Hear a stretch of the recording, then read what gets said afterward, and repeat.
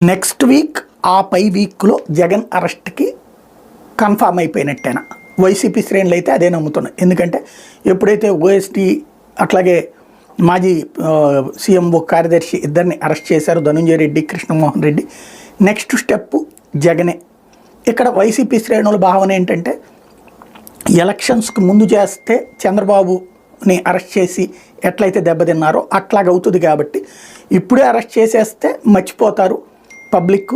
ఆ తర్వాత జగన్కి ఆ కక్ష తీర్చుకున్నట్టు ఉంటుంది. మెయిన్ తెలుగుదేశం శ్రేణులు అందరి కోరిక వంశీ, కొడాలి నాని అట్లాగే జగన్ వీళ్ళకి సంబంధించి. అందులో వంశీది అయిపోయింది, కొడాలి నానిది మొన్న హాస్పిటల్కి వెళ్ళారు కాబట్టి ఆగుతున్నారు. ఈ జగన్ కథ అయిపోయాక అప్పుడు కొడాలి నాని సంగతి చూస్తారు అన్నటువంటి చెప్తున్నారు. జగన్ అరెస్టు దిశగా అడుగులు పడుతున్నాయి అన్నటువంటిది ప్రధానమైనటువంటి అంశం. దానికోసమనినే ఇప్పుడు వీళ్ళిద్దరిని అరెస్ట్ చేశారన్నటువంటి. అయితే ఇక్కడ కావాల్సినటువంటి పాయింట్ ఏంటంటే ముఖ్యమంత్రికి ఆ బెనిఫిట్ అందింది అన్నటువంటిది ఎవరిదో వాంగ్మూలం వర్కౌట్ కాదు, క్యాష్ పరంగా ఎట్లా ట్రాన్సాక్షన్ అయింది అన్నటువంటిది ఆధారం కావాలి. ఇప్పుడు చంద్రబాబు గారికి సంబంధించినట్టు స్కిల్ డెవలప్మెంట్ కేసు అప్పుడు ఏం పెట్టారు, ఒక సంస్థకి జీవో ఇచ్చి ఇంకో సంస్థకి చెక్ ఇచ్చారు, డబ్బులు పడ్డాయి.